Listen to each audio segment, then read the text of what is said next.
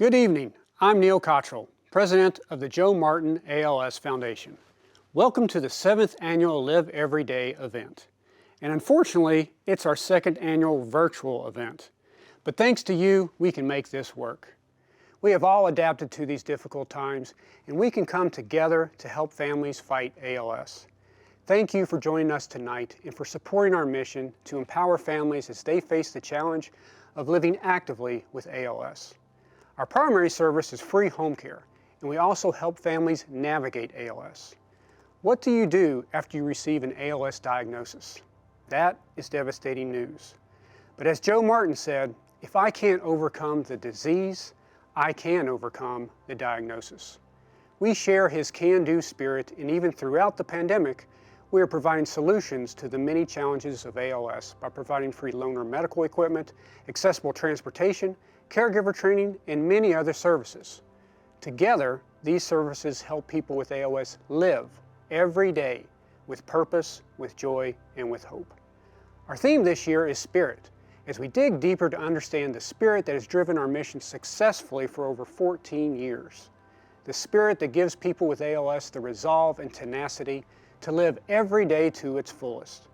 The spirit that propels families and friends to support and advocate tirelessly for quality of life and a better understanding of this relentless disease.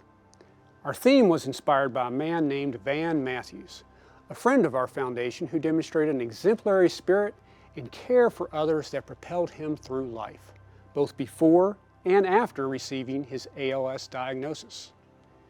This year we have created the Van Matthews Spirit Award in honor of Van. We will hear from Van's sister Annabelle, and we will share the presentation of these awards with you tonight.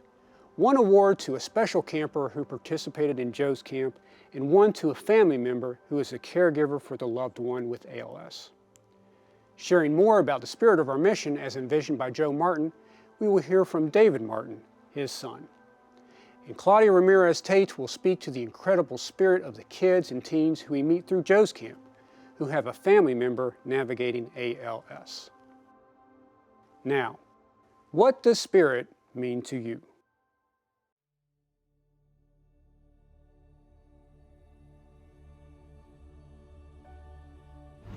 Spirit is nurturing friendships. Whenever I hear the word spirit, it always reminds me of people who share inner joy. Spirit is making someone else's struggles your struggle, so that we can make one another's dreams our shared cause. Quoting C.C. Scott, the human spirit is stronger than anything that can happen to it. I think it means to how much you live and laugh and love with your family and your friends. When you know you have people with you and you have their back and they have your back, that spirit takes on a life and it gives a certain energy and it really helps keep everything moving forward.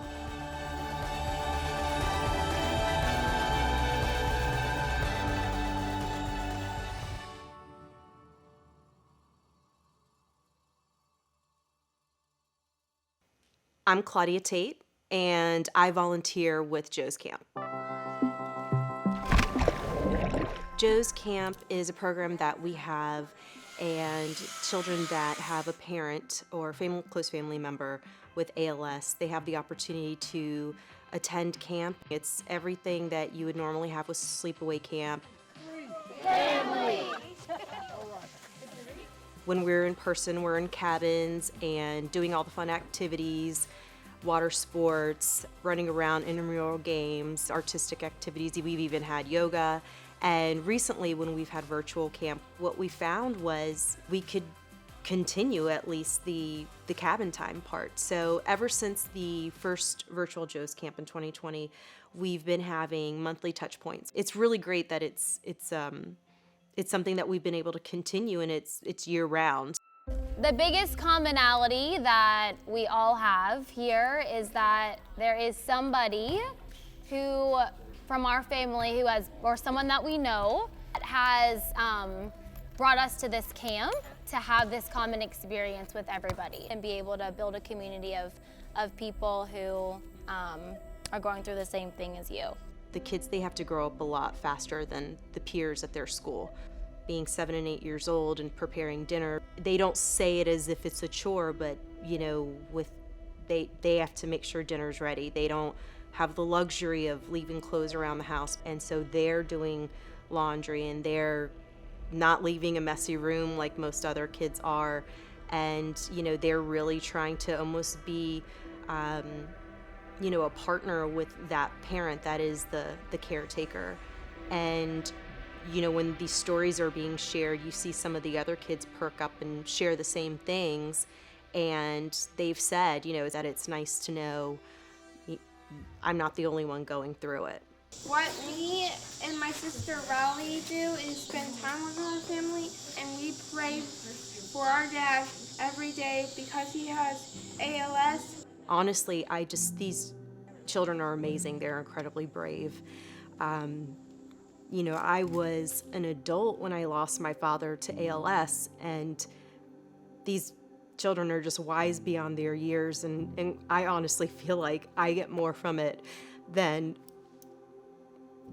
they probably get from my participation. It is an absolute thrill to be a part of it, and they're just these incredible humans. The joy that they get from being together, and really the relief and the joy that the parents get from watching their children have such a great time and have a weekend where they get to be kids. It's just an amazing thing to see.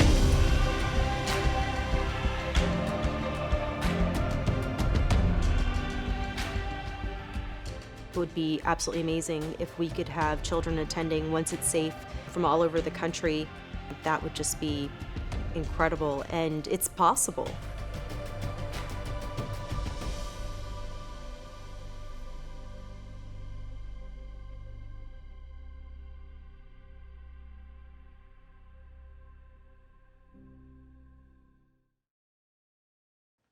My dad wrote a book in the year 2000 about living with ALS, entitled On Any Given Day.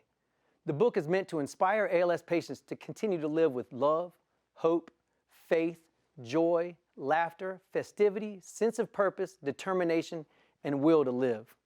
A vital refrain in the book is the importance of community. One of my favorite lines explains that many of the things essential for recovery or for living are incredibly expensive. But those things that are beyond the reach of most individuals are easily within the grasp of a caring community. My dad told my brother Joby, my sister Elizabeth, and me about his recent diagnosis over Thanksgiving break in 1994. The very next day, my mom and dad flew to Houston, Texas, because that is where the best ALS doctors in the world were located.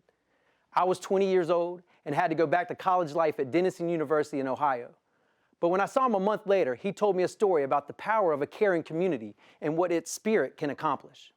The morning they flew to Houston, he sent a letter to his friends telling them that he had ALS. And in the letter, he listed 2 main points he wanted them to understand. 1, his life is blessed.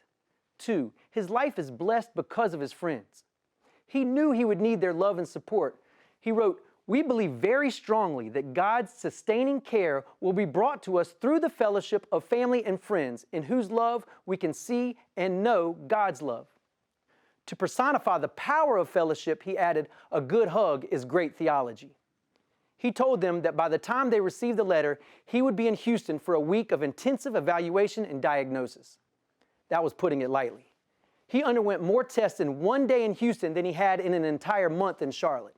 The 2 tests I remember him telling me about were the spinal tap and the muscle biopsy, where they clipped a piece of live muscle tissue from his quadricep.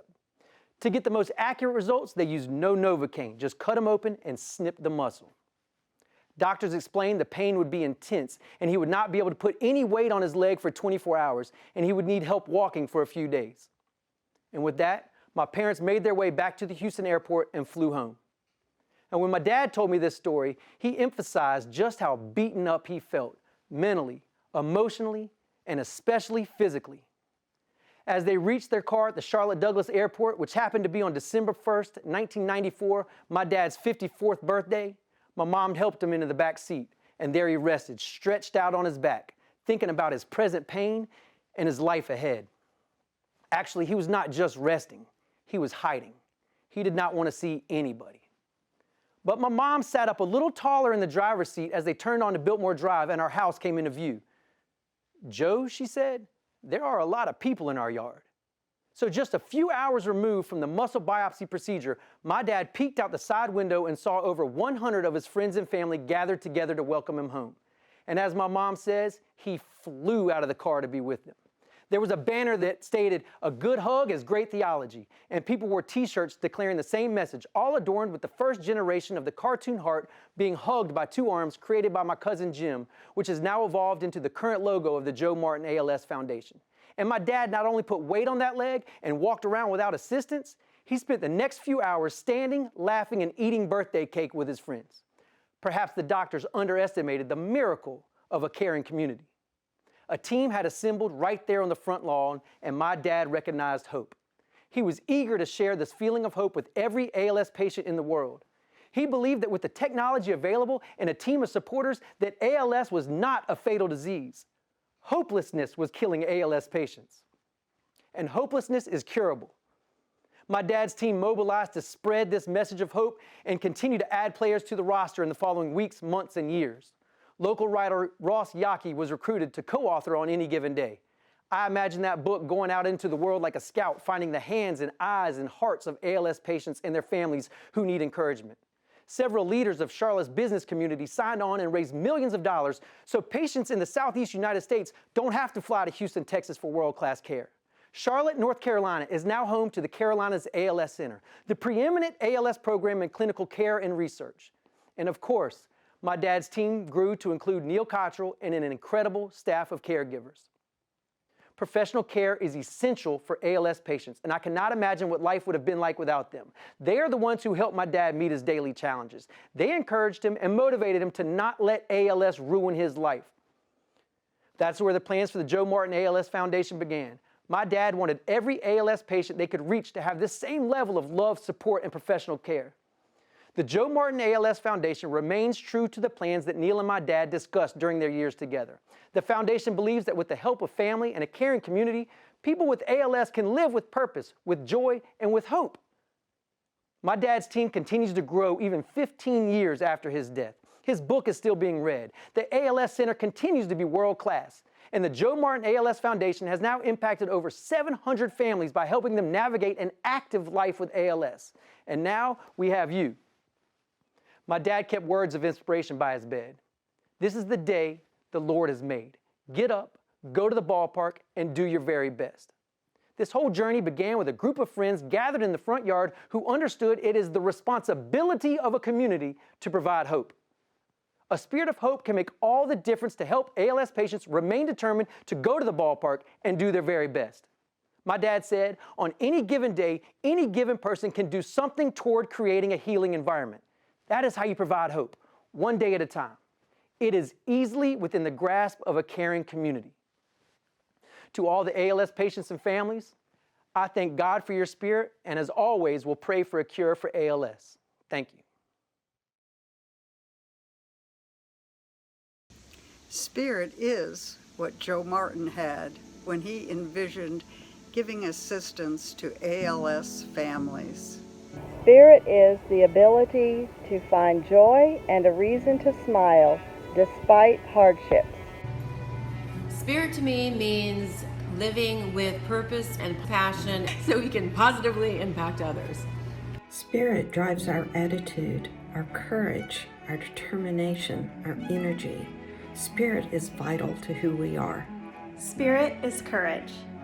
Spirit is carrying an attitude of gratitude into every day.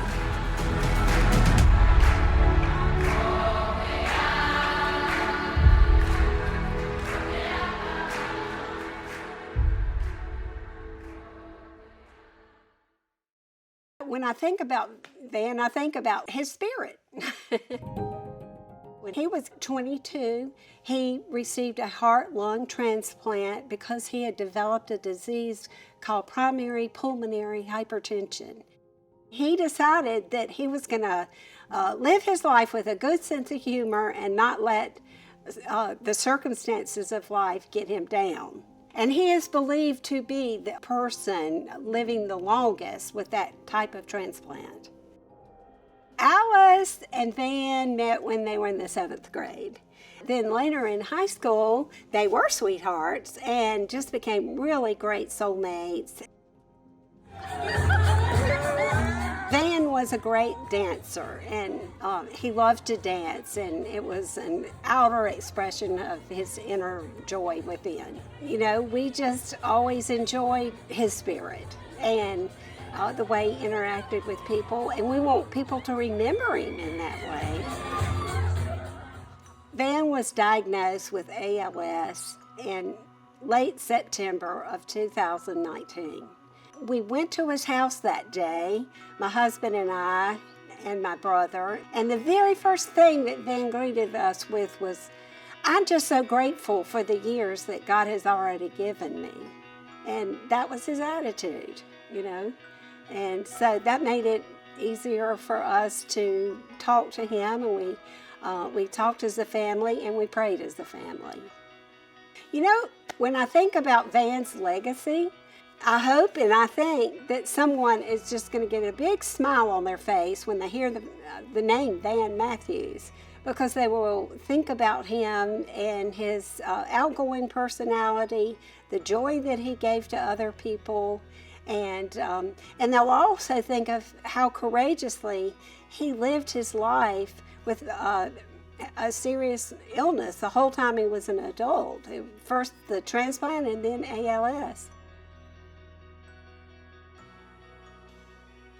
Well, the David Belt Cannon Foundation is proud to honor Van by supporting the Joe Martin ALS Foundation and their mission to help families navigate ALS.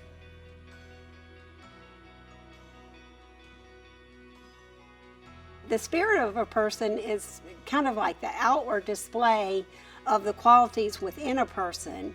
And so his being energetic, a team player kind of person, even from high school and sports, I think that it is just natural to think of him and think of a Spirit Award.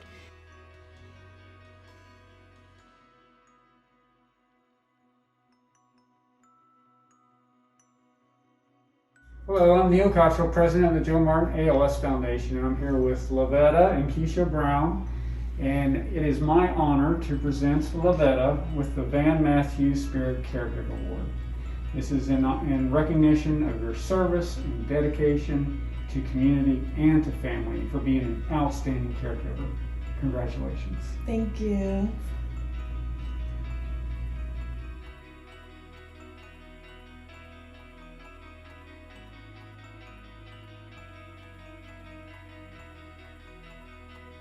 Tiernan, the Joe Martin ALS Foundation is happy to present to you the Van Matthews Spirit Camper Award. You have been selected to receive this award because you have demonstrated the traits and characteristics exemplifying the characteristics of Van Matthew lived by in his joyous and community-focused life, even during his journey with ALS. These include your deep resilience, your service to others, going above and beyond during daily life at camp and at home. You have consistently demonstrated determination, humor, perseverance, creativity, selflessness in your interactions and relationships, building others up as they navigate their own challenges and joys related particularly to navigating ALS. Altogether, you have made a significant positive impact on your family's life as they navigate ALS and on the broader camper and peer community at large. So Tiernan, congratulations.